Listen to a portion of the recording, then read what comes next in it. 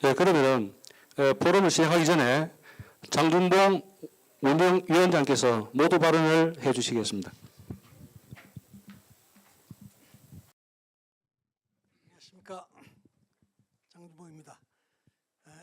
연휴가 계속되고 있는 가운데도 또 특히 오늘 어버이날인데도 이렇게 많은 원로께서 와주신 데 대해서 감사를 말씀드립니다. 원래 이수성 의장께서 나와서 말씀드려야 할 텐데 몸이 좀 불편하셔서 나오시지 못했습니다. 오늘 제가 간단히 임원 개선 사항에 대해서 보고드리고서 인사 말씀 대신하겠습니다. 우리 이때까지 사무총장으로 계신 분이 원로의 후원회 부회장으로 가고 또 후원회 회장으로 계시던 이수홍 회장이 사무총장으로 바뀌었습니다. 앞으로 두 분 다 계속해서 우리 원로회를 이끌어 가실 분이니까 그렇게 소개해드리고 회의 진행에 대해서는 이제 사무총장이 하도록 하겠습니다. 고맙습니다. 예, 감사합니다. 우선 인사드리고 시작하도록 하겠습니다. 반갑습니다. 신임 총장 김수홍입니다. 이번 5차 포럼부터 제가 사회를 맡게 되었습니다. 새로운 직책을 맡고 보니까 어깨가 상당히 무겁습니다만은 우리 한민족 원로의 발전을 위해서 열심히 일을 하도록 하겠습니다. 원로위원 및 우리 회원 여러분의 아낌없는 지도 편달과 격려를 부탁드리겠습니다.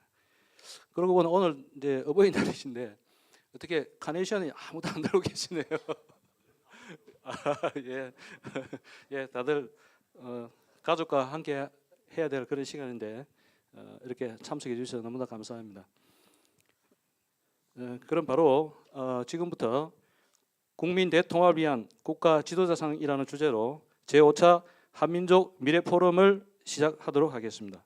먼저 국민의례가 있겠습니다. 모두 자리에서 일어나 정면 단상 국기를 향해 주시길 바랍니다. 일동 차렷. 국기에 대하여 경례.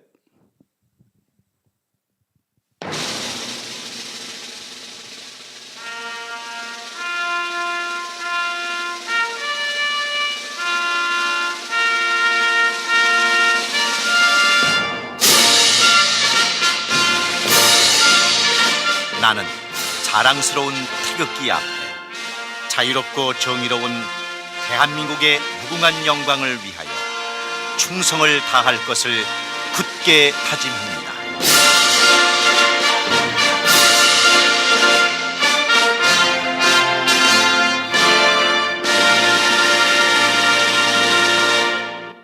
바로 이어서 애국가 제창이 있겠습니다. 애국가는 음악에 맞춰 1절을 부르시겠습니다.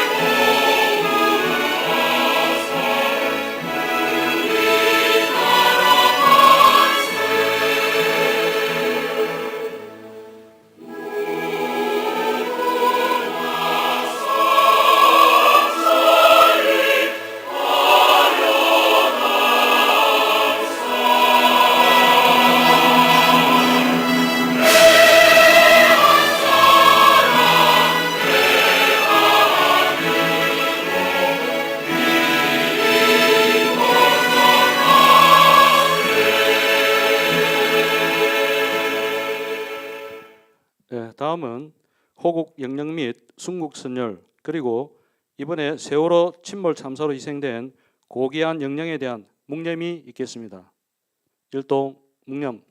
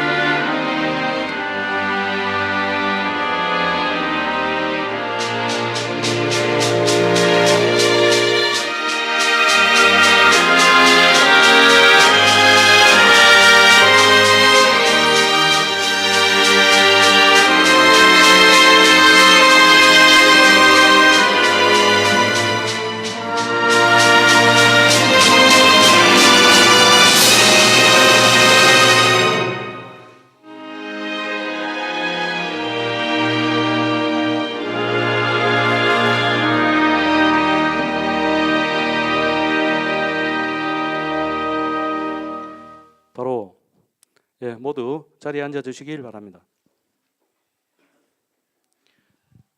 예, 다음은 오늘 새로 참석하신 분들을 소개해 드리겠습니다. 예, 한 분 한 분 소개될 때마다 박수로서 환영해 주시길 바랍니다. 김대현 예비역 육군소장께서 참석하셨습니다.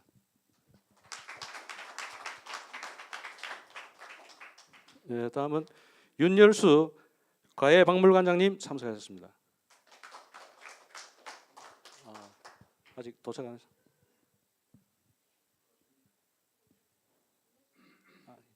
예, 조금 늦으시는 모양입니다. 예, 그럼 포럼 발제에 들어가기 전에 한 가지 안내 사항을 말씀드리겠습니다. 예, 오늘 발제는 1시간 정도 하게 되고요. 30분 정도 질의응답 시간이 뒤에 있습니다. 네, 발제 내용을 들으시고 질의하실 내용이 있으시면 질의응답 시간에 해주시면 감사하겠습니다. 자, 그럼 오늘의 주제 국민 대통합을 위한 국가 지도자상을 중심으로 발제를 해주실 분을 소개해드리겠습니다. 정치학 박사이시며 전 서울교육대학교 총장 및 연세대학교 석좌 교수를 역임하셨고요. 현재는 학교법인 동원학원 이사장에 재임 중이신 이태기 이사장이십니다. 예, 바쁘신 중에도 오늘의 발제를 맡아주신 데 대해 진심으로 감사를 드리면서 큰 박수로 모시겠습니다.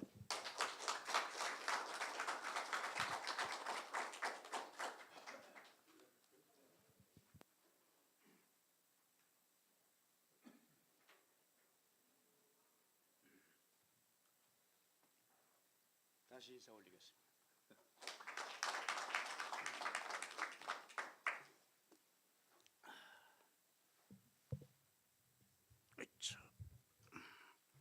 이게 앉아서 오기도 있어서 앉았다 일어났다 하겠습니다. 여러분들 뵙게 돼서 반갑습니다. 한민족 원로 회의 이 자리에 와보니 실감이 납니다. 전부 정말 원로시고요.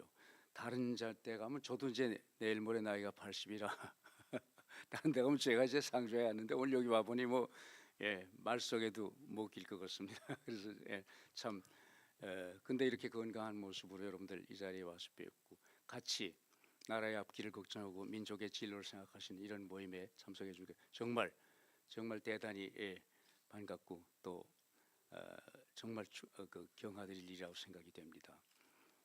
또 한편은 이런 원로들이 계시니까 그래도 이렇게 우리 사회가 잘 버티지 않나 하는 생각도 듭니다. 또 이 자리엔 더군다나 제가 존경하는 우리 대학의 직계 선배님도 한 분 계시고 그래서 좀 말씀드리기가 쑥스러운 점도 있습니다. 제가 이제 또 말씀드리기 전에 이 칠판을 좀 준비해 달라고 그랬습니다. 다른 데 가서는 그냥 스크린 해놓고 파워포인트로 그냥 앉아서 하는데 그게 아주 성의가 없는 것 같아요. 원로님들 모시고. 그래서 칠판을 놓고 뭐 글씨 써가면서 이렇게 하는 게 그래도 제 성의껏 되는 강의가 아닌가 생각이 들어서 합니다. 또 한 가지는 오늘 이제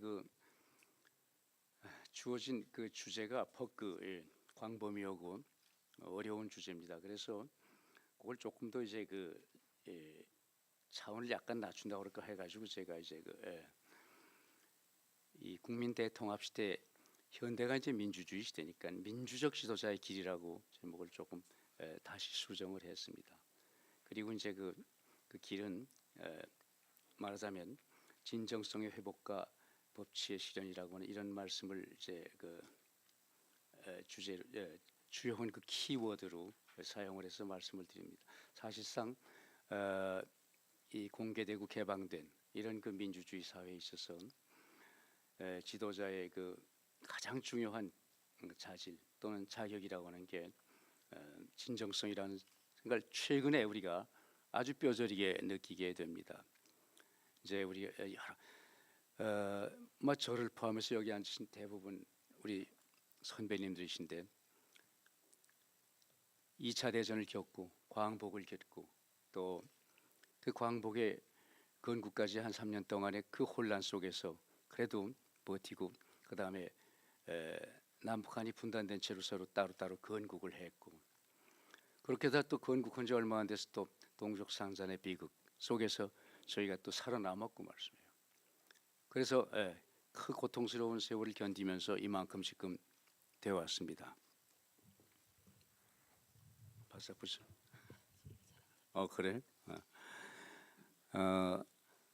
그렇기 때문에 거기다가 잘 뭐 참 4.19 학생의 그 학생혁명입니다만은 5.16 또 6.3 계속해서 우리가 현대사에 정말 어느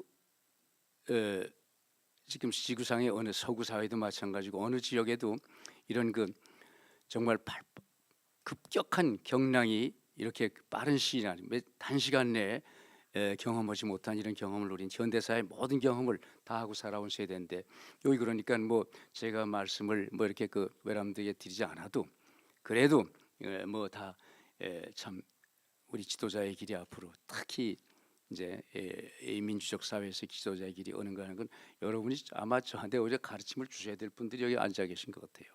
그러나 이왕 이 자리에 왔으니까 같이 또 여러분들 모두 그 같은 생각이실지 모르겠습니다만은 이 시대를 살아가면서 이제 또 여기 여러분이나 저나 마찬가지로 이제 다음 세대 그 다음 세대 우리 조국의 미래를 생각하지 않을 수 없기 때문에 거기에 우리가 조금이라도 보탬이 되는 그러한 그 교훈을 우리가 만들어야 되지 않겠냐는 생각에서 말씀을 드리겠습니다.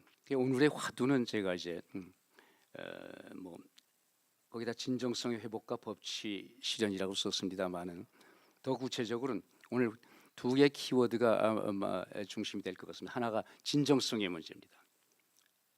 정말 절실합니다. 또 하나가 여러분들 거기엔 기록이 안 돼 있을지 모르겠습니다만 급하게 그냥 그 요지를 썼습니다만 노블레스 오블리제 가 또 하나의 그제 화두가 될 것 같습니다.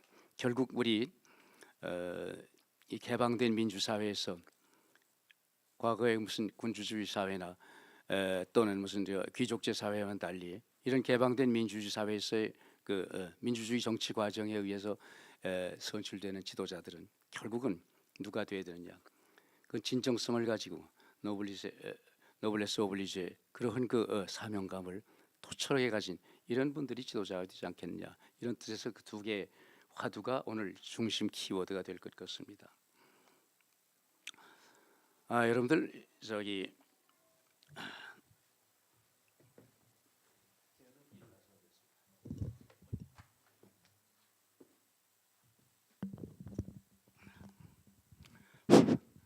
옛말에 우리 동양에서 전해오는 말 유교문화권에서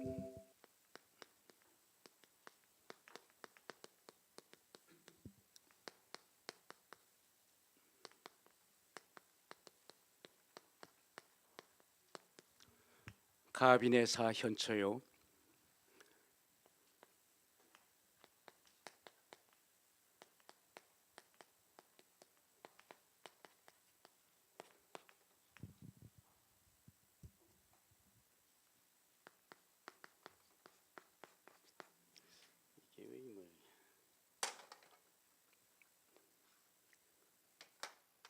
백목이 잘 말 안 듣습니다.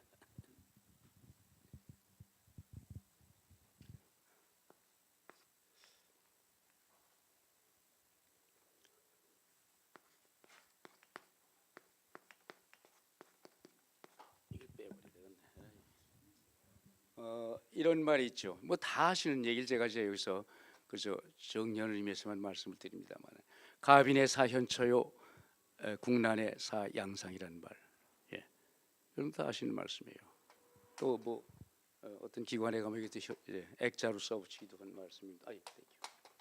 근데 이 말씀을 다시 한번 왜 새삼스럽게 드리냐? 이게 참 제가 두고두고 미래봐도 이게 진리예요. 집안이 어려울 때 어진 아내를 생각한다. 영어에 왜 이 머리가 좋다 하면 두 개가 있죠. 클리어가 있고 와이즈가 있습니다. 근데 클리어는 반드시 좋은 뜻은 아니고 따지면 영리하다는 뜻도 포함돼요. 예. 꾀가 많다 말이죠. 이 와이즈 현자 가리킬 때 우리가 그 무슨 와이즈죠. 예. 가빈의 사현처요. 어진 아내가 생각이 나고 말이죠. 집안이 어려울 때, 나라가 어려울 때 국난에 양상이라 이 상자입니다. 서로 상자. 이 경우에 이제 재상이란 뜻이 되죠.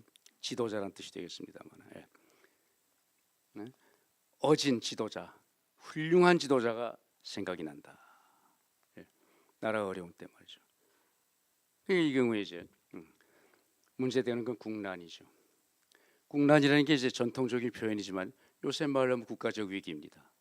또 국민적 위기죠. 이 국가가 위기에 처했을 때는 양상이라 정말 그 위기에 현명하게 잘 대처할 수 있고 또 그 국가나 민족을 이끌어갈 수 있는 그런 훌륭한 지도자가 필요하다. 그런 말씀이 될 것 같습니다. 그래서 이제 이 말씀을 읽는데 이 국난, 국가의 위기, 뭐 여러 가지 우리가 이제 뭐 천재지변서부터 시작해서 외적의 진입, 전쟁, 뭐 현대 세계에서 그렇습니다. 그런데 그런 여러 가지가 있지만은 제가 조금 고전으로 돌아가서 간디의 얘기를 한번 인용해 보겠습니다. 간디.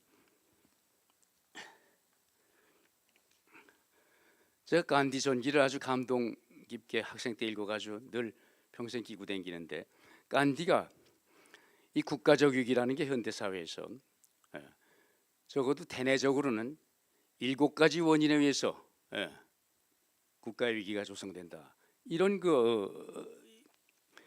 얘기를 아주 설파하고 있어요. 하나가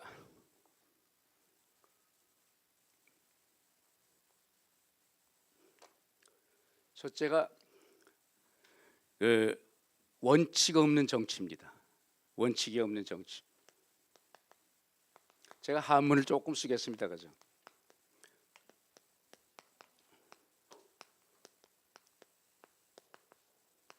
원칙이 없는 정치. 간디가 지적한 제일 첫 번째 국가적 위기는 원칙이 없는 정치에서 온다. 두 번째는 뭐냐?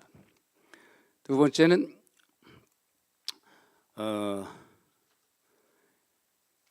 교육을 들었어요. 교육. 근데 무슨 교육이냐? 간디의 표현을 그대로 전한 겁니다. 요즘 이제 조금 더 우리가 다르게 해석할 수 있습니다만 인격이 없는 교육.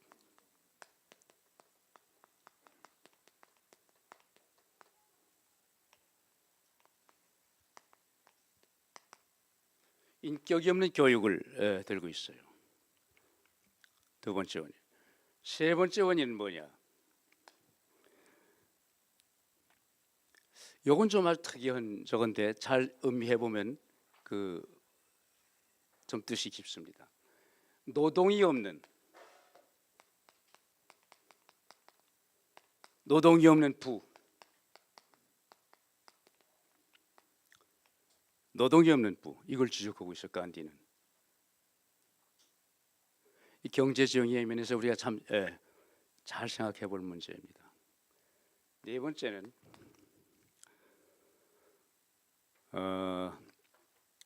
이것도 이제 경제 문제하고 연결이 되는 건데 도덕이 없는, 이 간디의 표현입니다. 도덕이 없는 상업. 요즘 상업이라는 말 거의 안 씁니다만은 이 간디 시대, 그러니까 1950년대 이전의 시대에는 이제 상업이라는 말, 뭐 좀 요즘은 상과대학 상업학교도 없어졌습니다만 그때는 다 상과대학이고 상과고 상업학교죠. 예. 요새는 뭐 경영학과 무슨 경제학과 등등 이렇습니다만, 간디 시대 도덕이 없는 상업. 다섯 번째로는 그 간디 말씀이 이제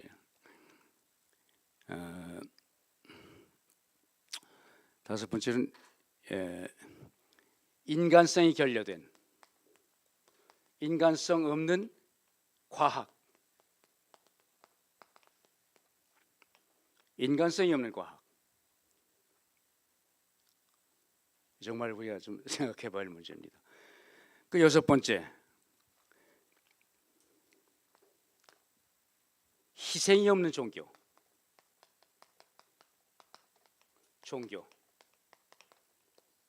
희생이 없는 종교. 특히 인도 같은 국가에서는 절실했을 거예요. 종교 국가니까요. 힌두와 이슬람. 그 다음에 마지막 일곱 번째 여기다 쓰겠습니다. 이 표현은 여러 가지로 해석할 수가 있을 것 같은데, 양심 없는 쾌락. 글쎄, 쾌락에 양심이 붙이는 게 좀 생소하지만 일관되게 말씀이에요. 양심이 없는 쾌락. 이렇게 일곱 가지를 국난, 국가적 위기 조성의 아주 중요한 원인으로 간디는 지적하고 있습니다. 이게 이제 5, 60년 전 얘기였습니다만은 다시 우리가 재음미하고 우리 현대 우리 사회를 살아가면서 우리들이 한번 곱씹어야 할 그런 그 얘기인 것 같아요. 더군다나 우리 같은 상황에서는 말씀해요. 이번에 그 세월호 참사를 보고선 정말 느끼는 게 이게 우리가 경제적으로는 상당히 잘 살게 된 사회가 됐습니다만은 또 외교 안보적으로도 지금 뭐 좀 복잡합니다만, 그러나 대내적으로 이게 이런 일이 어떻게 일어날 수 있냐, 이런 상황적인 조건을 생각하면서 이걸 한번 여기다 연결시켜 봤습니다. 원칙이 없는 정치. 뭐 이건 뭐 새삼 설명을 제가 뭐 부연을 하지 않아도 여러분들 참 오히려 제가 제 전공이 대학에서 50년 동안 한 전공이 뭐냐 하면 제가 이 한국 근대 정치사가 전공입니다. 게다가 특히 이제 민족운동사를 전공했기 때문에 뭐 제 얘기입니다만은 여러분들 저 천안에 가면 독립기념관이 있죠. 왜? 우리 국학원 그 뒤에 있습니다. 그 한 120만 평. 그 독립기념관인 기관이 두 개 있습니다. 사실은 하나 독립기념관 잘 알고 계신데, 그 독립기념관을 그 내용을 그 공급하는 독립운동사 연구소가 또 있어요. 둘 다 국립 국가기관입니다. 제가 그 독립운동사 연구소 소장을 몇 년 했습니다. 90년대 초반에. 그래서 이제 이런 말씀을 드릴 수가 있는데, 우리 독립운동 시절이나 말이죠, 또는 건국 시절이나 이 시대에는 그래도 어떤 순교자적인 그런 그 사명감을 가진, 노블레스 오블리제 정도가 아니라 그런 사명감을 가진 지도자들이 그래도 항일 민족 전선에서 또는 건국의 과정에서 또는 한국 전쟁을 겪으면서 그래도 그분들이 있었기에 오늘 우리가 있습니다. 근데 뭐 여러분과 제가 똑같이 느끼는 바와 같이 작금의 상황은 어떠냐 하면은 그런 절실한 그런 그 어떻게 보면 아주 순교자적인 그런 그 사명감을 가진 지도자가 지금은 없는 것 같아요. 쉬운 말로 하면 어른이 없는 사회 같아요. 예, 그게 저희 불행인 것 같습니다. 지금 정치라는 건 사실 정치라는 게 이게 정치라는 건 포괄적인 개념입니다. 대학의 정치외교학과에서는 이론적인 정치, 거기서 벗어나서 사실은 훨씬 더 광범위하게 정치는 이제는 사회나 국가를 운영하는 그런 원리입니다. 이게 정치 공동체를 운영하는 원리예요. 그런데 이 운영을 결국은 사람이 하는 거고, 운영 이제 그 주체가 있는데, 이들이 이제 정치 지도자들인데, 우리가 일컬어 지도자라고 하는 분들인데, 뭐 요즘은 보면 이런 표현이 지나칠지 모릅니다만, 뭐 순교자적인 사명감은 그만두고 선공 후사의 개념조차 없는 말이죠. 구분 없는 그런 그 정상배 집단들이 이 표현이 좀 지날지 모른다만 이게 대부분인 것 같아요. 그래서 개탄에 맞지 않고 오늘의 이런 우리가 느끼는 피부로 느끼는 그런 그 위기감도 거기서 오지 않는가 하는 생각이 듭니다. 인격이 없는 교육. 전 평생 이제 교단에 서서 금년 이제 만 50주년이 됐습니다. 대학 강단에서 1964년에 강의 시작해서. 예. 근데 이게 교육을 하면서 봐도 점점 이 학문의 내용이나 기교나 특히 이제 그 교육공학적인 이런 것은 굉장히 발달돼요. 여러분들 그 중고등학교 대학 다니실 때 훨씬 앞서 있습니다. 그런데 컨텐츠 교육 내용에 있어서는 어떠냐? 이건 반드시 그렇게 말씀드릴 수가 없습니다. 물론 응용과학이나 이런 측면은 또 다릅니다만은 인문학, 사회과학 이런 쪽은 반드시 그렇게 말씀드릴 수가 없는 부분들이 참 많습니다. 전부 테크놀로지 쪽으로만 가지 우리가 이른바 양질의 시민을 그 아리스토텔레스가 말한 양질의 시민이요. 양질의 시민을 양성할 수 있는 이런 그 콘텐츠가 자꾸 줄어들고 있어요. 그 여러분들이 한번 세밀히 이제 여러분들 손자들 다니는 교과서를 한번 보세요. 특히 무슨 국어라든가 사회라든가 도덕이라든가 이런 책을 보십시오. 우리 학부모님들이 하나 여기 우리 여성도 몇 분 계신데 하나 좀 문제가 있어요. 이것도 이제 이 인격 없는 교육과 직결되는 문제인데 지금은 젊은 엄마들이 대개 보면 학교에서 성적 잘 받아온 것만 따집니다. 왜 1등급이 2등급이 됐냐? 이게 난리가 나죠. 근데 무엇을 배워서 1등급이 됐냐는 내용에 대해서는 파악이 전혀 안 돼 있어요. 알 필요도 없다고 생각해요. 결과로서의 성적만 따집니다. 이게 엄청난 나중에 파급 효과를 가져오는 겁니다. 사회 전체에 대해서는 말이죠. 뭘 배웠냐를 엄마들이 먼저 따져봐야죠. 그래가지고 그걸 통해서 성적을 얼마나 얻었냐가 문제지. 뭘 배워도 상관없어 성적만 잘 따면 된다. 이건 지금 그런 아주 극단적인 성과주의가 지배하는 이런 교육이 되고 말았습니다. 제가 이 흑판을 쓰는 이유도 있어요. 그래서 지금 초중고등학교 교실에 가시면 흑판 쓰는 선생님이 없습니다. 전부 앉아서 이 모니터 해놓고 그냥 눌러놓고 앉았어요. 그거는 누가 만들어주냐 하면 그런 걸 프로덕션하는 그 제작사들이 다 있습니다. 그래서 거기서 만들어진 그 프로그램 갖다가 거기다 꼽아놓고 눌러서 설명해주고 있어요. 아주 기계적이죠. 그래서 선생하기 참 편한 사회입니다.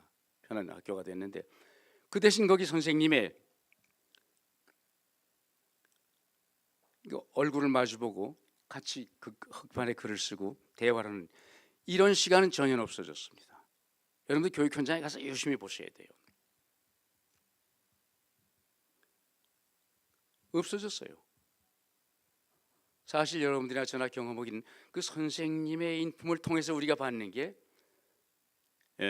교과서 내용보다 훨씬 더 중요하고 우린 그런 영향을 쭉 받고 살아왔습니다. 그게 또 교육이에요. 사실 특히 보통교육, 대학교, 고등교육, 고등교육으로서 대학교육이 아닌 초중고등학교 또 지금 유치원까지도 이제 거의 반의무화되고 있습니다만은 이런 보통교육의 경우는 특히 그렇습니다. 우리 저 교육법 1조를 보면 우리나라의 보통교육은 어떻게 되어 있냐 하면 그 목표가 건전한 민주시민을 한다고 그 1조가 그렇게 되어 있어요.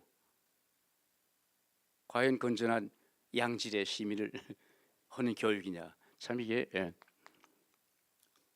이건 무슨 교육부 장관 한 사람의 힘으로 또는 무슨 교육감 한 사람의 힘으로 또는 대통령 한 사람의 힘으로 안 됩니다. 이거야말로 우리 흔히 하는 말로 교육에 대한 특히 학부모들의 그런 그 의식이 정말 아주 혁명적으로 바뀌어야 되지 않나 생각이 듭니다. 그러기 위해서는 여러 가지 제도적인 이제 변혁이 필요한데 크게 잘 안 되고 있어서 이제 문제죠. 조금 이따 다시 이제 그 다음에 이제 이 노동이 없는 부, 이게 그동안 우리 사회에서도 문제가 됐었죠. 특히 전 이명박 정권부터 시작해서 무슨 상생하는 거, 예? 뭐 균형 발전 이런 것과 이제 상당히 연관이 있습니다. 노동이 없는 부, 한번 잘 우리가 생각해 볼 필요가 있는 그런 중요한 그 아이템인 것 같아요. 노동이 없는 부. 특히 이제 이 산업자본주의 시대를 지나서 지금은 우리가 명실공히 금융자본주의 시대에 살고 있습니다. 금융자본주의 시대. 저는 개인적으로는 이런 얘기를 합니다. 여기 혹시 관계되는 그런데 관계되는 분이 있으면 이게 결례되는 말씀일지 모르나 저는 아주 일반적인 얘기인데 현대 사회에서 필요 악이면서 제도적인 사기꾼들이 있다. 전 개인적인 사적 모임에 가서 그런 얘기를 해요. 그게 뭐냐? 첫 번째가 다단계 회사다 말이죠.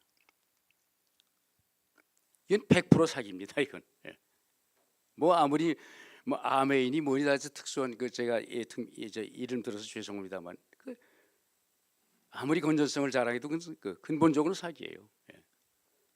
첫 번째가 두 번째가 뭐냐?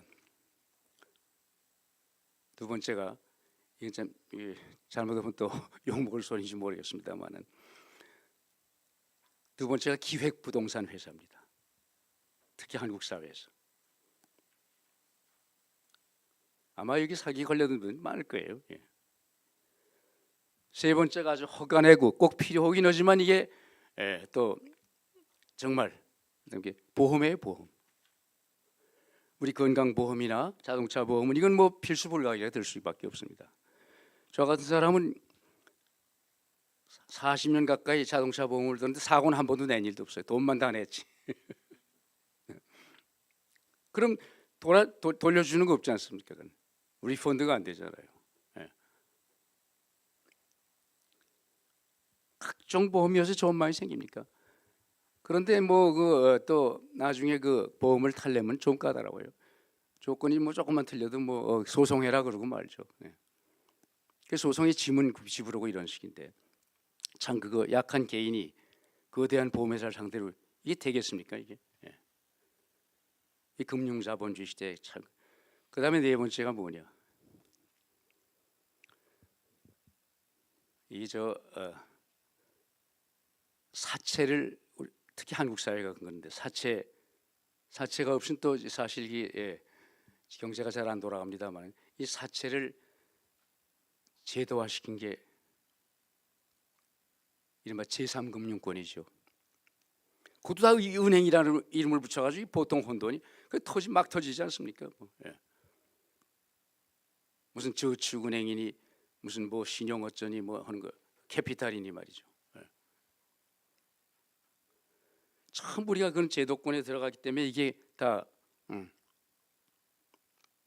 선량한 시민들은 막대한 뭐 엄청난 당치도 않은 비용을 물면서 제가 이제 몇 가지 말씀드렸는데 이거는 이 금융자본주의 시대에 정말 우리가 어떻게 보면 피할 수도 없는 그러면서 알고도 사기 당하는 사기 이게. 예. 그래서 저는 어디 가서 이제 여긴 뭐 공적인 자리입니다만 사적인 모임에서는 이런 얘기를 아주 서슴지 않고 합니다. 그러니까 가능한 한 아주 필요한 거 자동차 보험, 건강보험 위엔 보험이라는 거 들지 말아란 말이에요. 예. 죽으면 죽었지 그 제3금융권에 그 사채보다도 비싼 절대 그 돈 쓰지 말아란 말이에요. 차라리 목숨을 끊어란 말이에요. 저 그렇게 얘기를 합니다. 제 친구들끼리 모임 가서 말이죠. 예. 제 주변에서 그걸 당하는 걸 좀 많이 봅니까? 예. 이제 이런 것들이 결국은 그걸 왜 하느냐? 이 노동 없는 부예요. 그게 금융자본주의 시대 아주 이게 심합니다. 산업자본주의 시대 전 시대만 해 90년대만 해도 또는 80년대 70년대 이건 그런 게 없었죠. 이게 금융자본주의 시대 넘어오면서 이제 그러니까 요즘 뭐 그게 또 제도화되니까 할 수 없습니다만은 여기 우리 저 장고모님도 계셨던 지금은 은행장 3년 하면 퇴직금이 보통 2, 30억 되죠. 3년 동안. 거기다 스톡옵션 받으면 어떤 은행장은 제가 좀 아는 분인데 그 미안한 얘기지만 스톡옵션을 190억 원어치를 더 받아.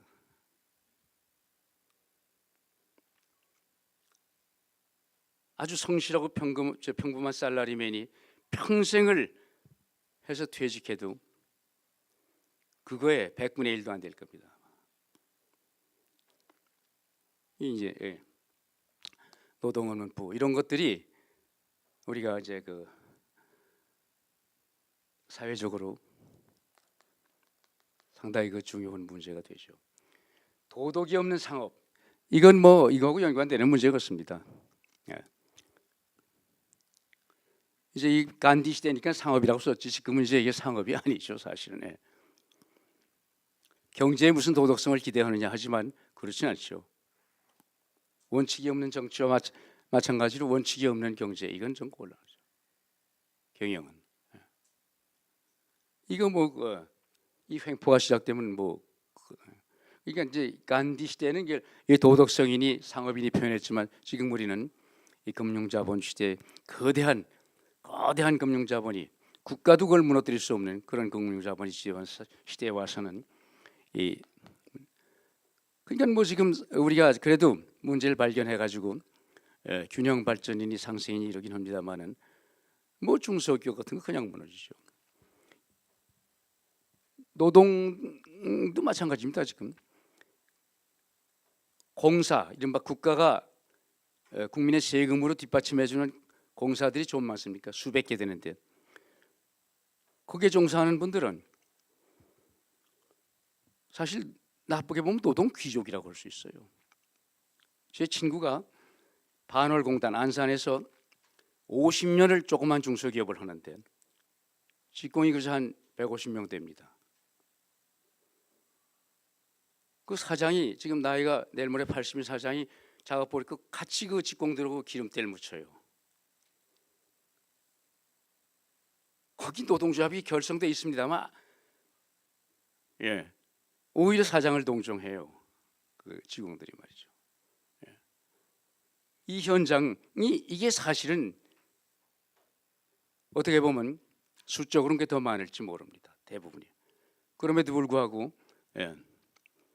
이 지금 거대한 금융이 지배하는 사회에서는 이런 그 상생이 잘 안 되고 있죠. 또 잘 아시다시피 뭐 이거 인간성 없는 과학 이건 좀 문제입니다.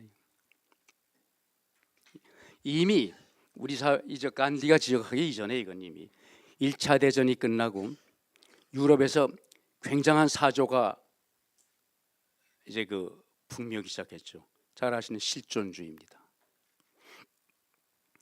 19세기 이제 산업혁명을 완성한 이 서구 선진 사회가 뭐 한을 모르는 무한궤도를 달릴 듯이 과학문명을 경쟁적으로 발전시켰습니다. 그런데 과학문명이 잘 아시다시피 과학문명의 기본적인 명제는 뭐냐 하면 자연을 어떻게 인간에게 이롭게 써먹느냐 하는 거 아닙니까? 그걸 변형시키고 그걸 응용시킬 뿐이죠. 특히 응용과학으로 갈수록. 그런데 이제 그렇게 해서 결국은 세계를 뒤집어 엎는 1차 대전이 일어났는데 엄청난 과거의 전쟁에서는 아무리 로마 시대 전쟁도 그렇고 무슨 뭐 중세기 전쟁도 그렇고 또 동아시아에 와서 중국 전쟁도 그렇고 봐도 그렇게 한꺼번에 수십만 명이 죽어 넘어가는 단시간 내에 그런 전쟁은 없었다 이 말씀이에요. 1차 대전이 인류가 처음 겪는 전쟁이에요. 그건 뭘 죽였느냐? 발달된 과학 문명을 통해서 형성된 살상 무기입니다. 대량 살상 무기. 그러니까 이제 거기에 대한 회의가 일기 시작했어요. 과연 과학, 문명 이거 우리가 납득해야 하느냐, 수용해야 하느냐 말이죠. 인간이 원래는 인간의 본질적인 행복을 위해서 자연을 응용하고 그러기 위해서 그것이 과학적 지식을 개발시켜 나가는데 거꾸로 결국은 그 과학이 인간의 실존을 지배하는 시대가 되고 말았단 말이죠. 거대한 기계에 돌아가는데 그 기계를 멈출 수 없이 되어버렸다, 인간이 말이죠. 기계의 톱니바퀴나 나사못 하나에 불과하게 됐다. 인간의 실존의 의미는 아주 형편없이 되고 기계가 세계를 지배하는 주인이 됐다. 이게 실존주의의 본래 명제죠.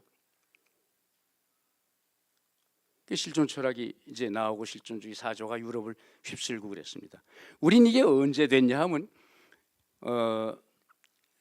뭐 다 느끼셨겠지만 제가 대학 다닐 때 이제 동숭동 대학가를 중심으로 해서 50년대 후반 중반 한국 전쟁이 끝나고 이제 대학생들 간에 대학가를 중심으로 그 전쟁의 폐허 위에서 과연 우리의 실존의 의미는 뭐냐 하는 걸 생각하는 그런 풍조가 그때 와서 휩쓸었습니다.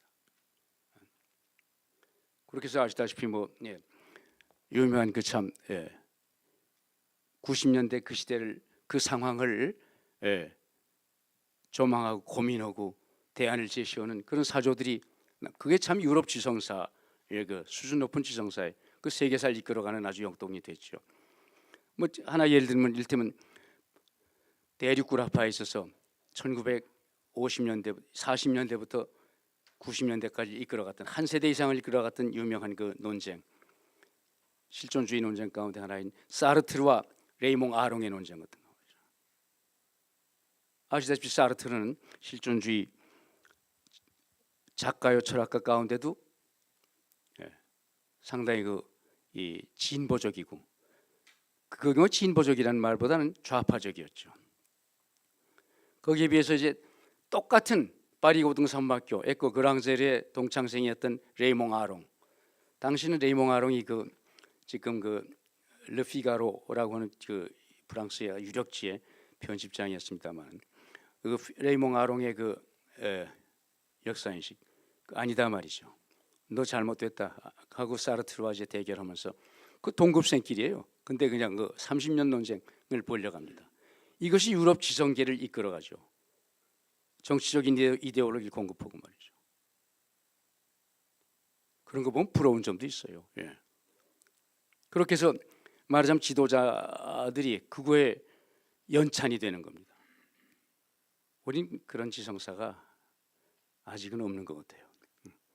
근데 하여튼 그렇게 해서 이제 이게 이 과학에 대한 회의가 일어나고 거기에 대한 그래서 이제 그러면 대안이 뭐냐 하는 걸 모색하게 되고 그 당시 실존주의 작가들을 보면 한 세 가지 갈래가 있더라고요. 하나가 여러분들 다 아는 말씀이니까 제가 하는 거예요. 여러분들 학생 때 왜 저 방학 때 되면 선생님들이 가서 읽어와라.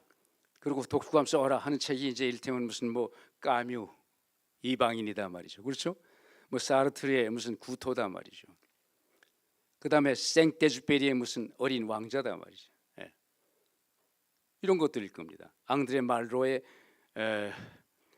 인간의 조건 조금 좀 수준 높은 건데. 여러분들 그때는 아마 기억에 회상을 해보세요. 그렇게 재미없는 게 이게 무슨 소설이냐 말이야. 영자의 전성시대처럼 재미가 있어야지 이게 무슨 이게 이랬을 거예요. 그 선생님이 써오라니까 그냥 어른들한테 좀 독후감을 썼을지는 모릅니다만은. 근데 그건 사실은 우리 현대 인류가 안고 있는 아주 근본적인 문제를 다룬 겁니다. 특히 1차 대전이라고 하는 대량 살상을 겪고 난 그런 위기감 속에서 선각자들이 제기한 문제인데 세 가지 갈래가 있는 것 같아요. 하나는 사르트르입니다. 사르트르는 이제 결국은 좌파적인 그런 실존주의인데 이건 결국 정치적으로 속박됐기 때문에 정치적으로 해방해야 하는 정치적 논리를 도입해요. 그리고 당시에 이제 쫙 잘 나가는 것 같이 보였던 소비에트 사회주의, 이게 결국은 인간을 해방시킬 수 있다, 인간 실존의 의미를 회복시킬 수 있다는 쪽으로 기울어집니다. 그래서 사르트르 같은 사람이 이제 창간한 게 지금 프랑스에 지금 나오고 있어. 지금도요. 리베라시옹이라고 하는 신문을 내고 그런 이론을 보급하기 시작하죠. 그런가 하면 까뮤 같은 사람은 이제 전혀 다릅니다. 까뮤는 아주 절망적 실존주의예요. 이제 인간은 완전히 한계 상황을 극복하지 못하고 자멸할 거다. 까뮤 스스로가 나중에 자동차 사고로 죽습니다. 알베르 까뮤. 그지 그렇죠. 그런가 하면 조금 아까 말씀드린 생떼죽베리나 앙드레 말로, 생떼죽베리의 그 어린 왕자 같은 건 어린애 책이 아닙니다. 동화책으로 쓰였지만 그건 어른들이 정말 읽어야 할 아주 중요한 실존 철학의 저서죠. 이제 그분들은 체험적인 실존주의 파파죠. 기계 문명과 대결해보자, 몸으로 한번 떼어보자 말이죠. 해서 생떼주베린 그 당시 가장 첨단의 그 기계가 뭐냐면 비행기입니다. 1910년대, 20년대, 30년대. 그 실제 비행사가 돼서 타고 갑니다. 그래서 그 당시로선 정말 아주 영웅적인 모험으로죠. 기계 문명과 대결을 해요. 그래서 이집트의 알렉산드리아로부터 남아공 케이프타운까지 아프리카를 종단하는 비행을 합니다. 그 비행기라는 게 지금 저 여기 L-19만도 못한 건데. 그러면서 계속 가면서 지상에다 이제 그 타전을 한 그걸 그 전문 형식으로 된 소설이 유명한 소설이 야간 비행이라는 책이 있고 또 남방 우편 비행이라는 책이 있습니다. 아주 독특한 형식으로 되어 있죠. 그런 것들을 읽고 우리가 상당히 감동을 한 그런 기억이 납니다만 50년 전, 40년 전에. 그러게 체험적으로 한번 대결을 해봅니다. 그리고 이제 급기야 2차 대전이라니까 이 양반이 나이가 먹어서 조종사로 안 써주니까 뚜니지 근처에 있는 에집트 국경에 있는 프랑스 공군 기지에 숨어 들어가서 몰래 전투기를 몰래 타고 출격을 합니다. 해서 영원히 돌아오질 못해요. 어디가 추락했는지 아직도 모릅니다. 그 이제 이런 생떼주베리 그 후일인 게 이제 앙드레 말로 같은 사람이죠. 드골 정부에서 원래는 나치 치하에서 레지스탕스로 맹렬한 항독 활동을 하다가 그 다음에 이제 프랑스 광복 후에 드골 정부가 들어서면서 문화부 장관으로 입각을 해서 프랑스 문화 그 발전에 기여한 앙드레 말로 같은 사람도 체험적으로 도대체 이 전쟁이란 그 현장에 들어가 보자 해서 스페인 전쟁, 그다음에 그리스 전쟁, 히랍 그다음에 인도 차이나 전쟁까지 전부 체험을 해봅니다. 그리고 집대성했어요. 인간의 조건이라고는 라 공디시옹 에멘느라고 하죠. 이런 것들이 이제 과학 문명과 대결하면 그래도 체험적으로 해보니 그렇게 비관적은 아니다 하는 게 이제 이 생떼주베리 앙드레 말로 계통의 실존주의 학자. 그 인류의 미래에 조금 소강을 보는 겁니다. 그러나 까뮤 같은 사람은 절망적이에요. 이제 인류는 자멸이다. 그런가 아까 말씀드린 사르트르, 지금도 우리나라에서 사르트르에 대한 오해가 좀 있습니다만 사르트르는 결국 1968년 체코의 프라하 무자비하게 소련 탱크가 들어가서 짓밟는 걸 보고 아차, 거기서 깨닫습니다.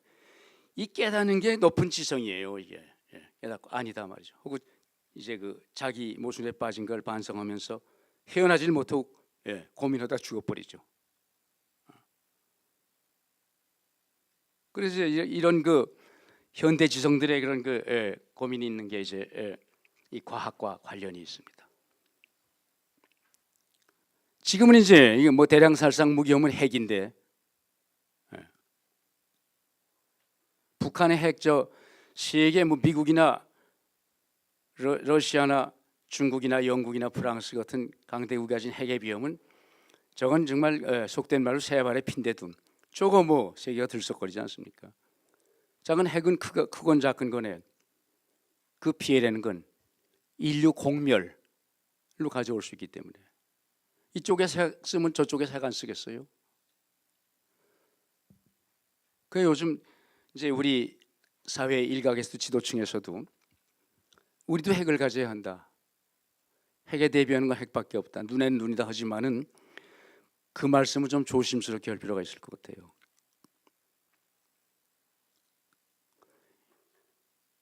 다 죽는 거 서로 뭐 그야말로 아까 까뮤식의 절망적인 그런 상황 오는 거죠. 그러니까 네. 지금 이 핵이 문제 대량. 그러니까 이 실존주의 시대에 고민하던 그런 그 과학이 아니에요 지금은요 이제. 그러니까 뭐 완전히 인간성은 어디 찾아볼 수 없는 거예요. 이런 이제 이게 대내외적인 현대 국가 또는 현대 사회의 길을 조성. 그 다음에 이제 이 종교 문제는 건드리기가 거북합니다만은 다만 제가 이렇게 아까 저 식사한 도중에도 말씀을 드렸습니다만은 한국 사회에서 가장 부패한 부분이 어디냐? 한국 사회에서 뭐 밤낮 우리가 뭐 잘못되면 정치 무슨 대통령 어쩌고 그러는데 가장 부패한 부분이 어디? 저는 제 개인 소견입니다만은 여러분 동의하실 것 같아요. 법조계와 종교계와 언론계와 이 세 개가 제일 썩었습니다. 거기다 비하면 정치계는 오히려 가장 사회 정의의 보루가 될 이 세 분야가 제일 썩었어요. 그 다음에 썩은 게 교육계인데 교육계가 썩은 건 좀 째째하게 썩었습니다. 교육계도 부패했어요. 근데 아주 째째. 이 네 분야가 가장 사회적으로 그 인프라스트럭처를 잘 구성해가지고 건전하면 아무리 정치가 썩고 뭐 다른 게 썩어도 괜찮은데 이게 밑둥이가 이렇게 이 모양입니다. 그러니까 이제 저희가 뭐 택시를 하나 타도 이렇게 봐서 연세 많이 뒤로 이렇게 백미러 봐가지고 이 기사들이 좀 나이가 좀 들어있는 것 같으면 말 걸죠. 우리나라 기사들은 전부가 정치학 박사입니다. 택시는 열변을 토하기 시작해요. 거기 응했다가니 끝도 없어요 이게. 근데 하나 하나가 전부 불평입니다. 근데 그 사람이 택시를 모는 걸 가만히 보면 전혀 안 지켜. 우리나라 택시 끼어들고 뭐 그리고 남 욕은 해요. 그러니까 이건 지도자만 썩었다고 생각하면 절대 안 돼. 우리 시민 전체가 그런 의식 구조를 가지고 타성에 젖어 있습니다. 저는 침 아무데나 뱉으면서 남 욕을 한단 말이죠. 저 왜 법 안 지키냐고 그러고 말이죠. 지하철 타고 다니면 막 떠드는 사람 좀 많아요. 특히 이건 제 죄송한 말씀. 저도 이제 뭐 노년층이 이렇게 떠들어대요. 공짜로 타는 것만 해도 이게 감지덕지인데 참견하고 나면 이래. 이게 그러니까 우리가 사실 시민을 가지고 시민 하나하나가 민주적 질서를 지켜가면 자연스럽게 그게 상향식으로 될 것도 같은데 그래가지고 정말 양질의 시민이 다수인 사회에 감히 누가 거기서 부정을 저지르고 헛된 소리 하겠습니까? 그게 진짜 민주적 정치 공동체예요. 여러분들 말이죠. 이 세계사를 좀 잘 보실 필요가 있어요. 우리는 지금 국가 발전의 모델을 어디서 구하고 있냐면 역대 지도자들이 다 그랬고 우리도 거기에 뭐 거의 100% 동의하고 왔습니다. 그러나 역사 발전을 잘 보면 특히 이 민주주의와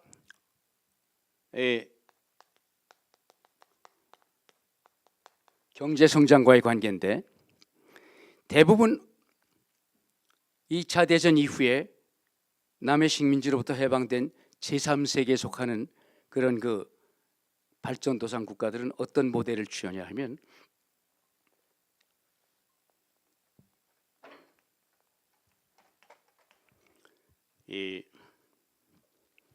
우리가 흔히 정치학에서는 그걸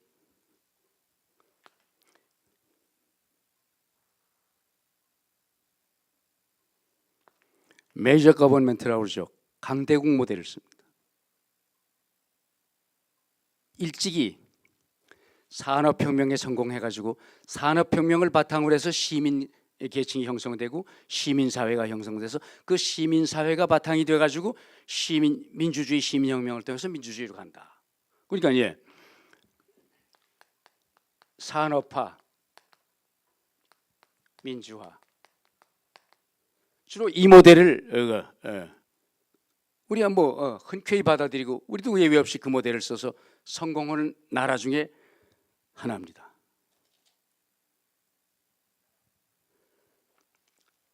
산업혁명을 통해 산업화가 되죠.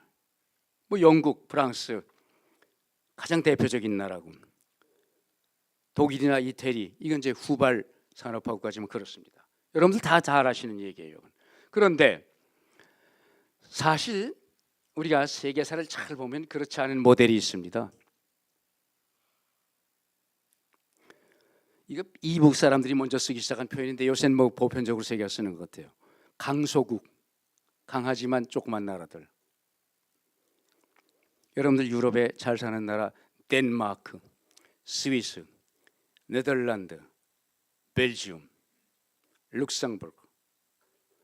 인구 서울시 인구의 반도 안 되는 나라들이죠. 네덜란드 한 1,000만 됩니다. 핀란드 여러분들 아시면 인구 한 4,500만 되고, 덴마크라는 거 한 500만이 안 돼요. 스위스 한 800만 되고, 서울시 인구만도 못한. 근데 조그맣고 한 나라지만 세계 최강국들이 하나고 너무나 잘 사는 정말 복지국가들이에요.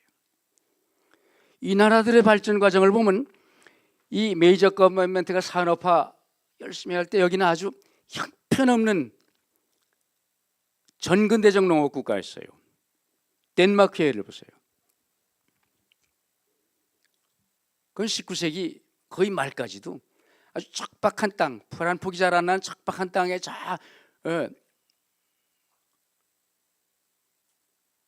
북쪽에 그냥 그 반도 하나 가지고 독일한테 눌려서 찍소리도 못하고 겨우 그저 어업이나 해서 바이킹의 후예지만은 입에 풀칠하고 살던 그런 나라인데,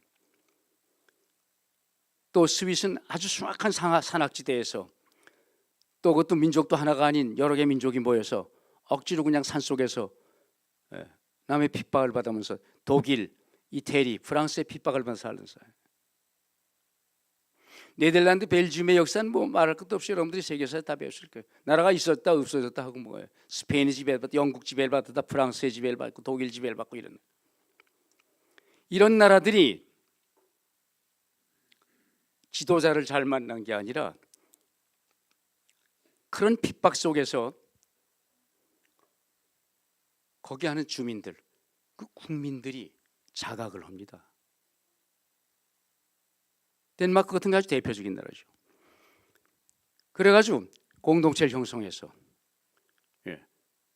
그 돌덩이 땅을 옥토로 만드는 정말 피어린 노력을 합니다.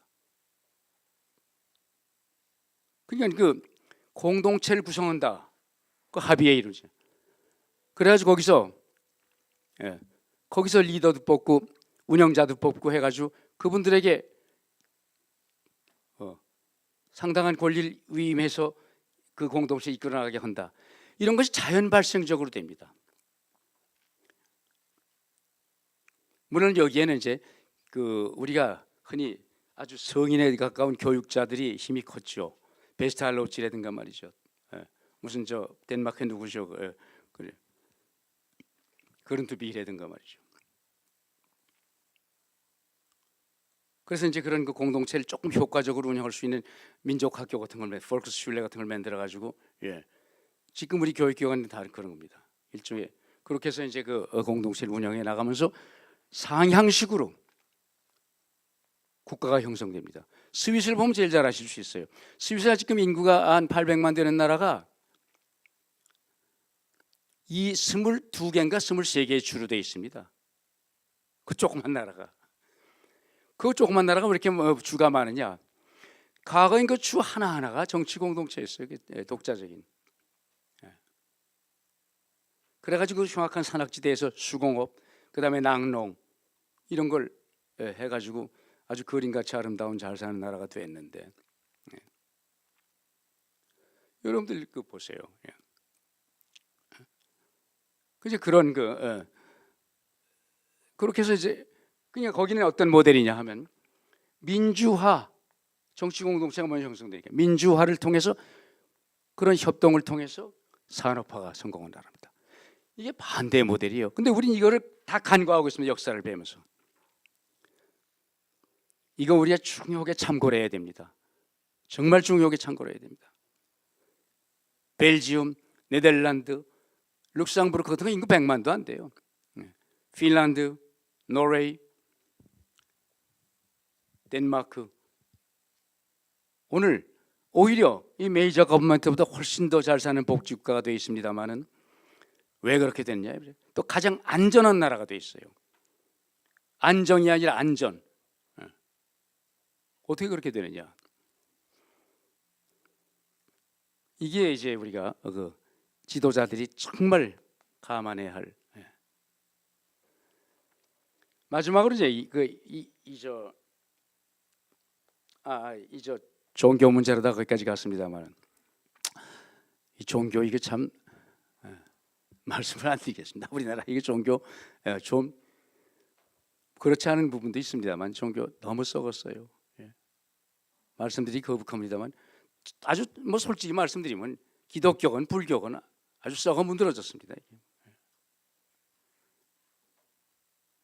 그걸 이제 빙자해서 사이비 집단이 하도 많이 생겨나니까 말이죠. 다 종교 재벌이 생기고 이래가지고 문제인데 이거 글쎄 이건 누가 건드리기도 어려워요. 더군다나 이제 이 민주주의가 제도화된 이런 이제 사회에서는 말이죠. 잘못하면 이제 그 기본권의 하나인 종교 자유 문제가 늘 때문에 이번 사태도 지금 한참 지금 뭐 피해자 구제 흘판에 검찰청 앞에 가서 왜 종교 탄압하냐고 그건 너무 몰상식하더라고요. 그런 이제 사태까지 이 양심 없는 쾌락 이건 글쎄 이거 뭐 쾌락에 양심이 있냐는 생각이 드시겠습니다만은 이제 고대 히랍 철학을 보면 모든 이 히랍 철학에 두 가지 갈래가 있죠. 하나가 여러분들 똑같은 쾌락주의라도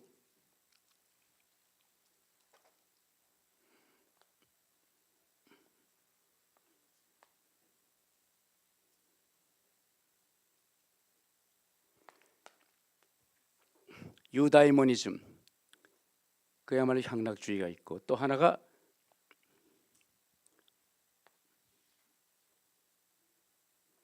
헤도니즘이 고대 히랍 철학을 읽을 때 이걸 혼동하기 쉽습니다. 소크라테스, 플라톤 이쪽으로 스토이시즘으로 연결되는 게 아니고 이제 이게 쾌락주의인데 여기서 말하자면 양심 있는 쾌락이라는 건 유다이모니즘이죠.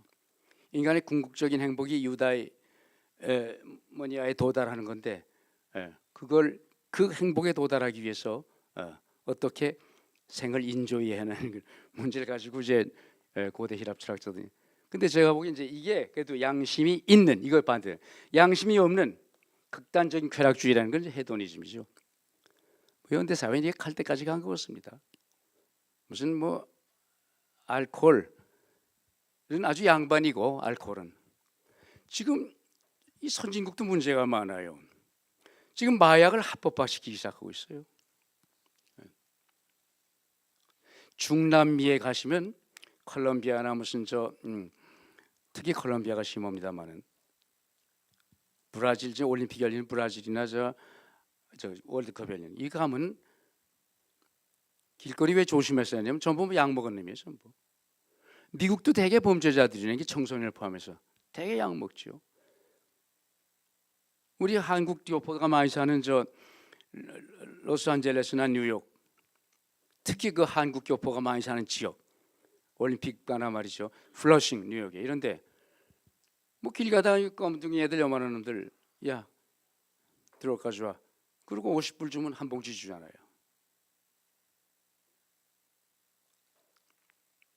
이게 참 뭐 이제 갈 때까지 간 것 같아. 거기다가 이제 성도덕은 물러나기 짝이 없어 지금 말이죠. 아마 한 30년 전까지만 해도 한 세대 전만 해도 한국 사회에 이렇게 성도덕이 무너지진 않았었어요. 지금 변태적인 무너진 얼마나 이게 됐습니까? 이게 참 안심하고 살 수 없는 사회고 어린애를 길가에 내놓을 수가 없는 사회가 됐어요. 그러니까 이게 또 보면 양심 없는 쾌락이라는 말이 성립이 될 것 같습니다. 이 간디가 이제 이런 걸 지적을 했는데 제가 시간이 거의 다 된 것 같습니다만은 그런데 이제 이게 참 제가 이제 마침 유인물을 드려서 안심하고 있습니다. 근데 이제 그 유인물이 없는 얘기만 하겠어요. 그래서 근데 사실은 제가 글빵 출신입니다. 예, 한문을 배가지고 그걸로 평생 이제 그 한국학 쪽으로 먹고 사는데 그러다 보니까 이제 뭐 그래도 조금은 여러분들보다 못하겠습니다만 글줄 조금 읽어가지고 오늘 여기 올 때 생각난 게 그러면 과거건 현대건 우리가 통틀어서 지도자는 어디로 가야 되느냐? 민주사회건 또는 군주제 사회였건 간에 이건 아마 그 고금 공통인 것 같은 게 지도자의 기준인 것 같습니다. 우선 그 정치 공동체 구성원을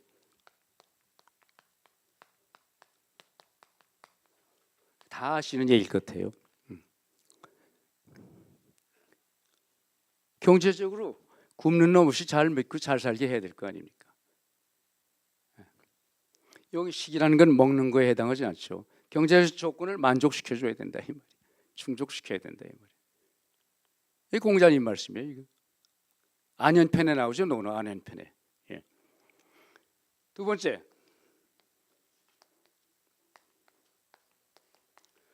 근데 이제 그 공자 시대는 춘추전국 시대 아닙니까? 그 나라가 먹고 먹히고 뭐 전란 속에서 결국은 그 많던 제국이 다 없어지고 나중에 7개가 남는데 7개도 먹고 먹히면서 결국 춘추 시대가 전국 시대로 되면서 뭐 전쟁이 계속되죠. 그러니까 뭐 경제적으로 잘 살면 뭐해? 외적이 쳐들어오고 도둑이 심하고 하면 무법천지가 되면 안심하고 살 수가 없잖아요. 그러니까 이제 병이라는 건 그런 뜻에서 안보력이 튼튼해야 된다. 안전 보장이. 직접적으로 군사병자입니다만 말이죠.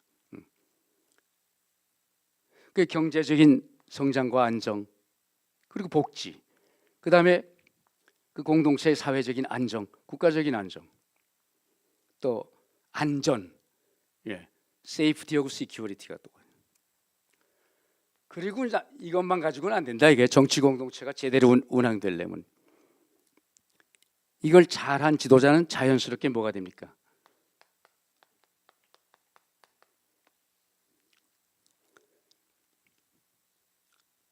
여기다 이제 갈지자를 붙였는데 사실 공자는 이 지라는 건 그러니까 지도자죠. 그 지도자에게 믿음을 갖게 된다. 이렇게 되면 믿음을 갖게 되지요. 그러나 이렇게 안 되더라도 지도자에게 믿음을 가지면 됩니다. 그래서 이제 그 공자 말씀이 요구하는 것은 뭐냐 하면 지금 우리가 오늘 화두로 삼는 진정성이에요.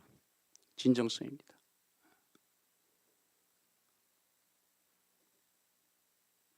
진정성을 보이면 그러면 그걸 몸으로 해야죠. 진정성을 보이면 그러면 국민은 따르고 믿게 된다. 백성. 그래서 또 그 유명한 왜 그 얘기가 있지 않습니까? 이런 지도자에게는 이런 말이 있어요. 여러분들 다 아시는 얘기지만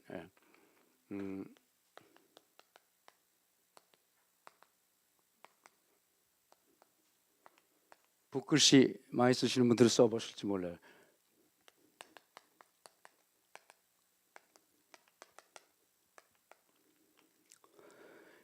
군자 지도는 풍이고 소인 지도는 초라 말이죠. 여기서 군자란 건 지도자고 소인은 일반 백성입니다. 이건 나쁜 의미의 소인이 아니에요. 그러면 지도자는 바람이고 백성은 풀이다. 우리 민초 그러기도 합니다만은 거기서 나온 얘기예요. 무슨 뜻이냐? 뭐 지도자가 가는 바람이 바람을 불어온 대로 갈대 같은 소리인데 바람 방향대로 흔들리는 겁니다. 그 영향을 직접 받는 거예요. 예. 그러니까 이게 이 지도자의 길이라는 게 이렇게 중요하다는 걸 아주 은유적으로 동양에서 잘 표현하고 있습니다. 이제 이거를 구체적으로 시행하는 덕목들이 이 시간이 없어 큰일 났네.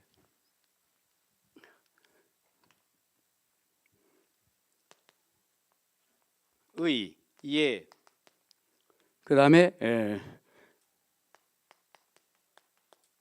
공, 네 번째가 신입니다. 역시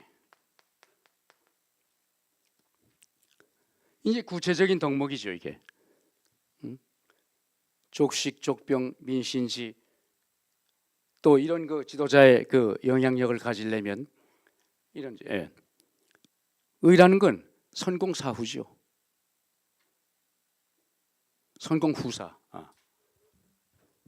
이 뭐 사회 정의 실현하는 거죠. 이 공. 지도자는 모름지기 옛날이나 지금은 똑같지 않습니까? 그렇지 않으니까 걱정이죠. 제가 아주 참담한 현실 느낀 게 한 번 있습니다. 어떤 정권 때라고는 뭐 말씀 안 드려도 잘 알 건데 대통령, 국회의장, 여당 대표, 야당 대표, 대법원장, 헌법재판소장, 중앙정보부장이 전부 군대 안 갔다 온 놈들이야. 그런 나라가 한국입니다. 이게 현대. 그때는 아주 참 제가 이게 아시잖아요 다. 최소 한도의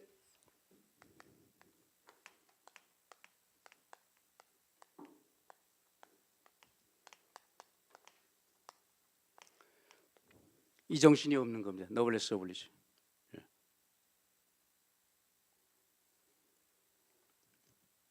여러분들 다 들으셔 아시겠지만 이 케네디가 군대 가서 맨날 미국의 대통령을 지낸 존 F 케네디가 군대 2차 대전이 하니까 그렇게 입대 하려고 해도 자꾸 떨어져요. 신체 검사에.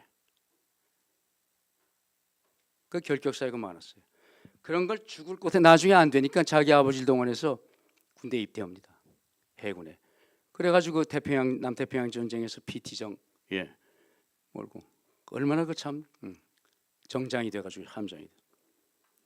또 한국과 직접 관계가 있는 아주 조용한 대통령이지만 업적이 미국 역사상 가장 많은 해리 트루만.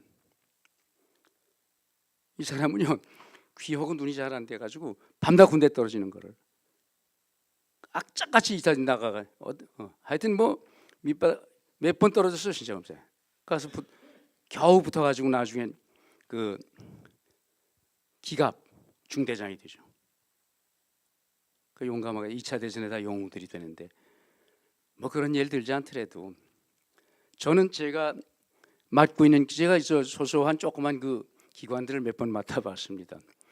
조그만 대학의 총장도 해봤는데 교수나 직원을 뽑을 때나 그 직원들을 뽑을 땐 남자의 경우는 군대 안 갔다 오면 절대 안 뽑았습니다. 난. 물론 장애가 있거나 그런 사람도 별 문제고요. 생각해 보십시오. 멀쩡하니까 뭐 국회의장도 오고 여당 대표도 오는 거지 야당 대표도 오고 말이야. 그거 잘할 놈들이 난 놈이라고 그러면 돼 그랬어. 군대는 제가 봤을 때 다 면제. 이유를 보면 정말 이게 도대체 말이 안 돼요. 아주 가장 기본적인 정치 공동체에 대한 충성의 척도가 그겁니다. 남자의 경우는 여러분들 좀 그거는 좀 감안하셔서 이런 걸 자꾸 퍼뜨려야 돼요. 그 하여튼 이게 공의 선공사후죠. 후사구. 그다음에 예라는 건 뭐 잘 아시다시피 이건 법치. 요새 말로 법치입니다. 이건. 초법적이거나 탈법적이거나 하면 안 되죠. 민주주의는 법치가 전제된 사회입니다. 법 아니면 딴 걸 규제할 수가 있어요. 다만 여기에 법이라는 것은 육법 전세는 실정법적인 법이 한계를 뛰어넘는 법입니다. 이건 광범위한 의미예요. 그다음에 이 공이라고 하는 것은 지도자로서는 겸손할수록 신을 얻습니다. 겸손할수록 말이죠. 저 남미 지금 최근에 대통령 된 볼리비아인가 대통령분이 대통령 관저를 노숙자들한테 내줘버리고 노숙자 뭐 52가구가 사는데 거기요. 그리고 대통령 그 승용차도 다 반납해버리고 그 농사를 짓던 사람인데 자기 집에서 그 한 20년 넘은 그 찌그러진 그 볼크스바겐 동그란 그걸 타고 자기가 몰고 다니면서 대통령 하더라고요. 아마 여러분들 인터넷 들어가면 뭐 아실 거예요. 그건. 예. 그거 보고 어떻게 부러운지 말이죠. 작지도 않은 나라인데. 예. 그래서 이게 저 미국의 CNN 기자가 당신 그러다가 암살당하면 어떡하냐 말이야. 그럼 내가 대통령하다 죽는 것이 도리 있느냐 말이야. 내가 뭐 개인 이런 거 대통령 직무하다 죽었단 말이야. 그럼 얼마나 멋있습니까 이게. 그런 지도자 한 번만 가져봤으면 소망도 듭니다. 하여튼. 예. 그래서 이제 이런 이런은 이게 자연히 진정성이 확인되는 거 아니에요. 그러면서 우리 신뢰를 우리가 정치인에 대한 또 일반적으로 지도자에 대한 신뢰가 조금이라도 우리가 있게 하려면 그쪽에서 진정성을 보여야 됩니다. 그 보이는 방법은 뭐 큰 거 아니에요. 이제는 이 국가가 위에 처했을 때 무슨 벙커에 들어 앉아가지고 자꾸 텔레비에 비치는 거나 하는 건 안 됩니다. 현장에 가야죠. 해당되는 부서 책임자들은 말이죠. 그 무슨 저 연평도 사건 났을 때 보니까는 그냥 어디 저 높은데 벙커에 들어 앉아가지고 폰만 잡고 앉았는데 아이고 어떻게 실망했는지 몰랐어요. 그 해당 책임자들은 가야지 빨리. 예. 이제 그런 것들이 신뢰를 상실하게 되는 거 아닌가 하는 생각이 듭니다. 제가 조금 준비한 게 더 있었으나 뭐 시간이 돼서 여러분들 또 말씀도 좀 들을 시간이 있어야 될 것 같고 그래서 근데 끝으로 그죠? 결국은 현대 사회에 있어서의 나 전통 사회에 있어서 우리 정치 지도자 특히 정치 지도자는 그 나갈 길이 거의 같은 것 같습니다. 시간을 초월해서 말이에요. 시공을 초월해서. 다만 전통 사회와 현대 사회가 다른 것은 전통 사회는 폐쇄 사회고 군이 주가 되는 사회였습니다. 그러나 현대 사회는 개방된 사회고 민의주가 되는 사회예요. 민주라는 게 딴 겁니까? 설명할 필요가 없어요. 민의주가 되는 사회야. 여긴 1인 지배지만 이건 만인 공유의 사회입니다. 이게 이제 다르기 때문에 전통 사회에서도 위민, for the people은 있었습니다만은 by the people은 없었거든요. 지금은 by the people. 유명한 그 링컨의 그 명제지 않습니까? 과거엔 뭐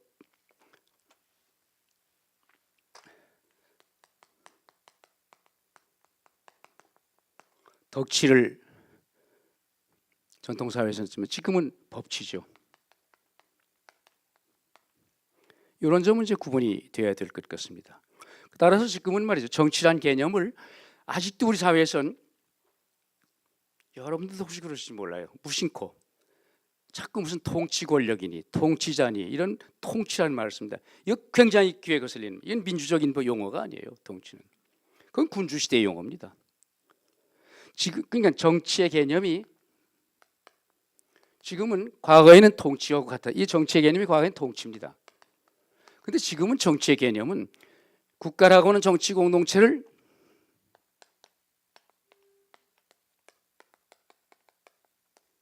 관리한다는 뜻이에요. 관리한다. 이 관리자의 뜻이에요. 지도자라는 건 말이죠.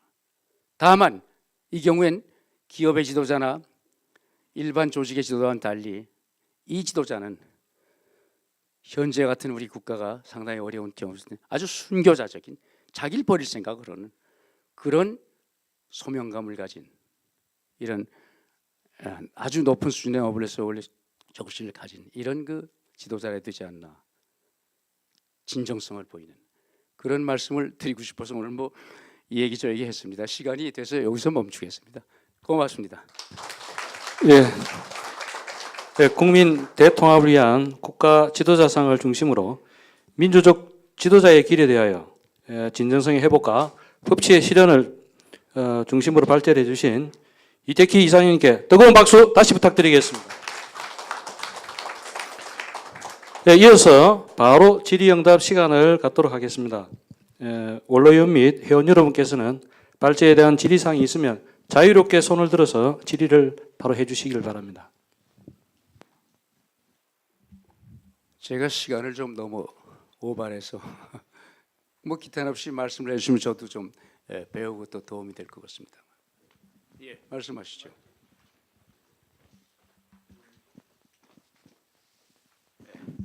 지도자의 길을 중심으로 해서 전통사회와 현대사회에 걸쳐서 지도자가 가져야 할 덕목이랄까 이걸 중심으로 해서 말씀을 해주셨는데 매우 공감이 가는 그런 훌륭하신 그런 말씀이라고 생각이 됩니다. 제가 거기에 사족을 달아서 감히 말씀을 드린다면은 지금 말씀하시는 그 지도자의 길, 요 길도 물론 중요합니다만은 전통사회와 현대사회와 구별해서 중요한 것은 이 페바에서도 말씀 계셨습니다만 민주사회를 기초로 한다면은 민주사회에서 가장 소중한 것이 지도자도 중요하지만은 시민의식,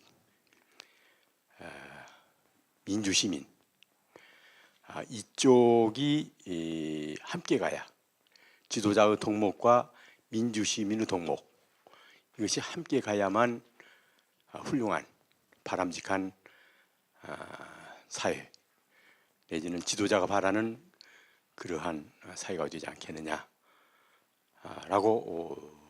저는 생각이 듭니다. 그래서 그런 부분 오늘은 주로 지도자를 중심으로 하는 필요한 덕목 이 부분에 역점을 주셨는데 여기다 하나 더 보태서 시간이 다시면은 시민이 가야 할 길이 뭔가 이 두 부분이 합해져야만 원만한 사회가 되지 않겠느냐라고 하는 이렇게 생각이 드는데 그 부분에 대한 말씀을 해주시면 감사하겠습니다. 예, 아이고 아주 꼭 필요한 말씀을 하셨고 저도 아까 조금을 언급하다 말았는데 지도자 중심으로 말씀을 드리다 보니까 그렇게 됐습니다. 사실 2차 대전 이후에 남의 식민지 저희는 뭐 35년 따져보면 1876년부터 일본이 강압적으로 들어온 거 하면 근한 그저 6, 70년 했는데 뭐 200년, 300년, 400년, 500년 가까이 남의 식민지였던 나라들이 지구상에 수두룩하지 않습니까? 이 나라들이 대개 그 제국주의 침략에 의해서 식민지가 된 다음에 그 다음에 이제 2차 대전이 끝나고 여기저기서 이제 독립을 하는데 이분들이 서구식 민주주의를 해본 일이었거든요. 그러니까 이제 그 당시 독립운동에 참여했던 지도자들이 민주사회로 각인가야 되었고 국민은 이게 계몽이 안 돼 있고 하니까 대개 아주 대표적인 예로 이제 말씀을 드리면 인도네시아의 수카르노 대통령 같은 사람이 가이디드 데모크라시라 국민을 교도해가면서 민주주의를 해나갔다. 민주주의 교육을 해가면서 그래서 교도민주주의라고 하는 걸 제창을 했죠. 그래서 나중에 수카르노가 대개 이제 그 국부로 처음에 건국의 초기 영웅들이 나중에 전부 쿠데타로 물러나게 됩니다. 그게 나 아니면 안 된다는 그런 것 때문에 우리 뭐 저 이승만 대통령을 포함해서 수카르노, 이 파키스탄의 아이부칸, 가나의 앵쿠르마, 뭐 전부 그렇게 그런 식으로 물러나게 되는데 그때 이제 물러났지만 그런 그 수카르노의 정신은 쿠데타로 물론 축출이 됐지만 그 후 여러 번 정권이 바뀌었는데도 인도네시아 초중고등학교 교과서에 그냥 있습니다. 살아 있어요. 그게 우리보다는 좀 부러운 점이에요. 그 판차실라라고 하는 그 국민 통합의 정신이 살아 있고, 민주주의와 이슬람 이거 인도네시아 2억 인구가 통합하는 가장 중요한 그 원리가 하나가 그 이슬람이라는 종교 원리. 그걸 잘 통합시킨 그런 국가 운영의 철학이 아주 그 반자신라라고 하는 열 몇 개 항목인데 그게 그냥 지금도 살아 있거든요. 그게 상당히 중요한 역할을 해요. 인도네시아 지금 정치 체제 운영에 말이죠. 그런 것들이 필요한 거라고 생각이 됩니다. 그래서 지금 말씀 전적으로 동감을 하고 이제 그렇지 못해서 실패한 나라들이 좀 많습니까? 파키스탄 같은 게 처음엔 비슷하게 아유브 칸이 그 건국을 해가지고 이른바 베이직 데모크라시 기초 민주주의라고 해서 상향식 훈련을 시키면서 끌어올라가다가 결국은 그건 종교 분쟁 때문에 적골이 되고 말았습니다. 이제 이래서 에집트도 마찬가지로 실패했고 그러나 몇몇 그런 성공한 나라들이 있어요. 그러나 우리 경우는 이제 이게 아까도 말씀드렸지만 메이저 거버먼트식으로 그 모델을 따라서 했기 때문에 성공을 했는데 그 대신 우리 희생을 좀 치렀습니다. 아까 이건 말씀을 안 드렸습니다만 저 유인물에 있습니다. 영국의 이코노미스트 잘 아시잖아요. 그 참 수준 높은 잡지인데 거기서 내는 그 월간지가 있어요. 2011년 벌써 한 이제 2년 반쯤 됩니다만 이 사람들이 매년 세계 160 몇 개 국가의 그 민주주의 순위를 매깁니다. 인덱스를 몇백 개를 해가지고 분석을 해서. 근데 2011년에 우리나라가 22위예요 세계에서. OECD 중에서도 중간쯤에 들었어요. 오히려 이태리나 프랑스나 이들이 우리가 훨씬 떨어져요. 일본이나 대만보다도 떨어졌습니다. 예. 그래서 그 발표를 그 영국의 그 이코노미스트 발표를 보고 이게 말이죠. 이제 우리가 안에서 보는 거하고는 다르구나 하는 느낌도 받았습니다. 이제 우리가 그만큼 계몽은 된 것 같아요. 그래서 그런 객관적인 평가를 얻으나 그러나 우리는 그걸 읽으면서 또 한편으로는 사실 자괴감에 빠졌죠. 이게 정말 그럴 수 있느냐 말이에요. 우리가 이런 평가를 받으려냐 하는 자괴감도 빠졌습니다만은 그러나 이제 그렇게 어려운 점이 있으나 이 시민의식의 그 민주화는 정말 꼭 필요한 항목입니다. 근데 우리가 이제 이걸 아까 그 인격이 없는 교육과 관련이 있는 문제가 되겠습니다만은 이게 지나친 우리 경쟁 사회 또 전근대적인 관료주의 사고에서 나오는 그런 출세를 위한 경쟁 이걸 그거 바탕이 되는 인류대학의 진학 이런 것들이 워낙이 그 보통 교육이 인격 형성 교육인데 이걸 못하게 만들고 있습니다. 통합적 인격 형성이 안 돼요. 그래서 그게 현실입니다.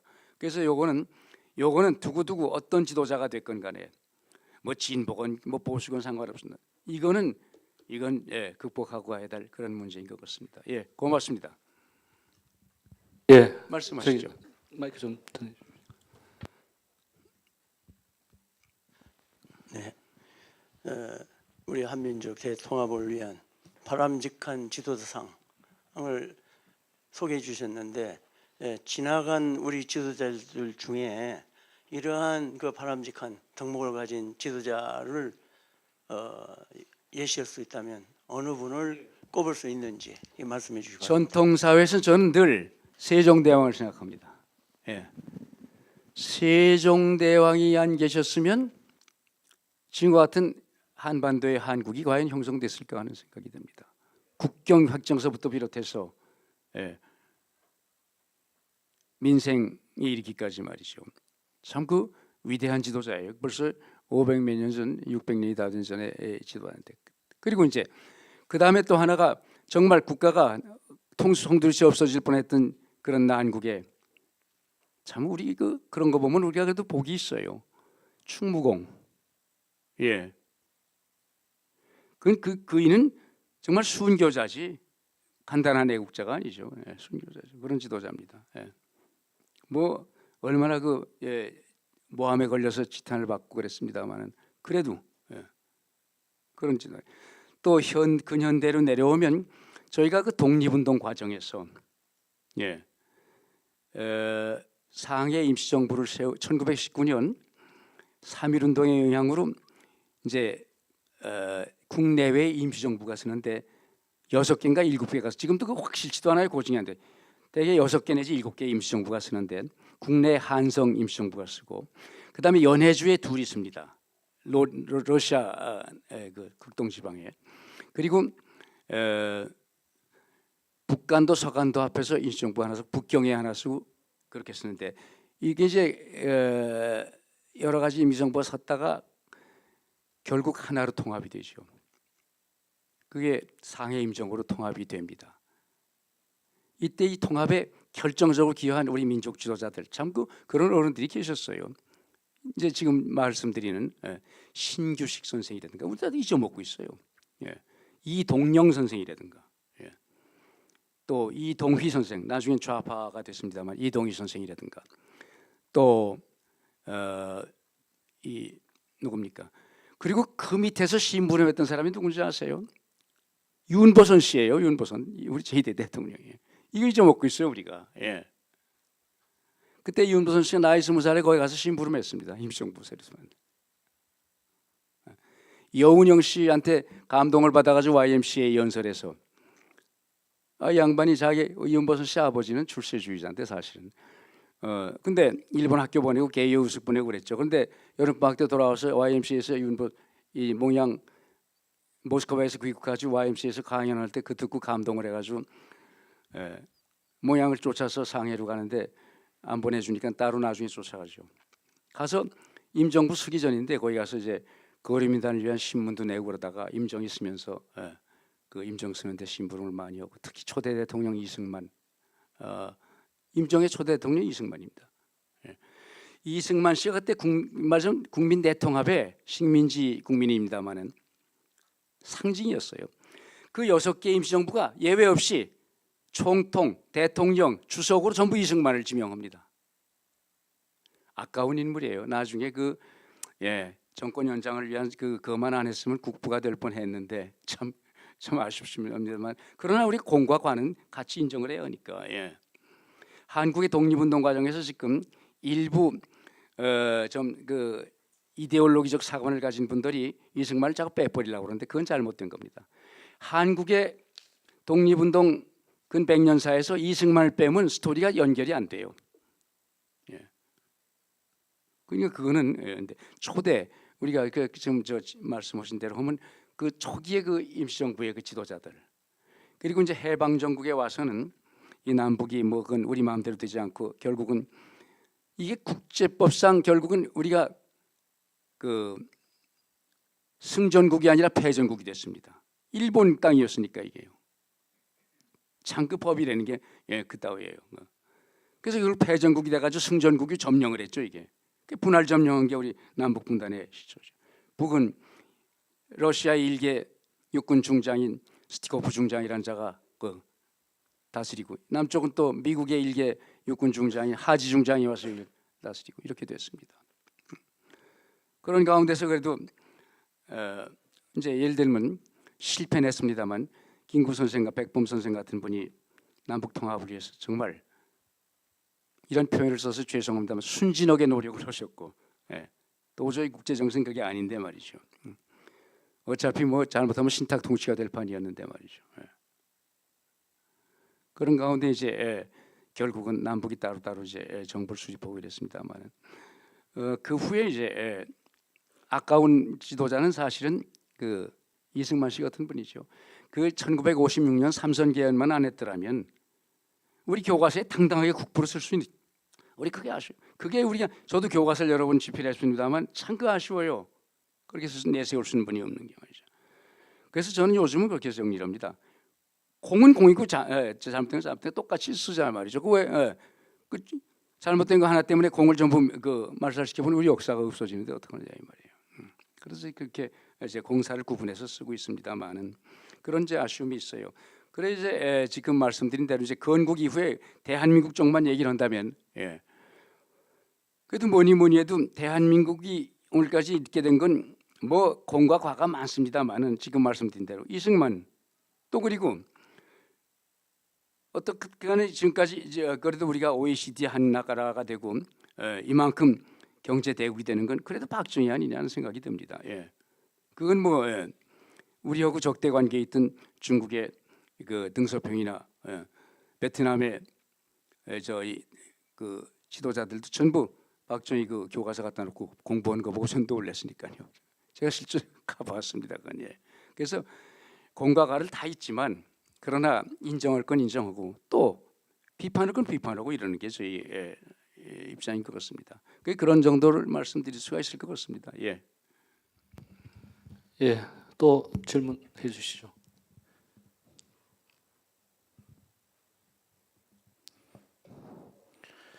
예, 더 이상 질의가 없으면 이상으로 질의응답을 마치도록 하겠습니다.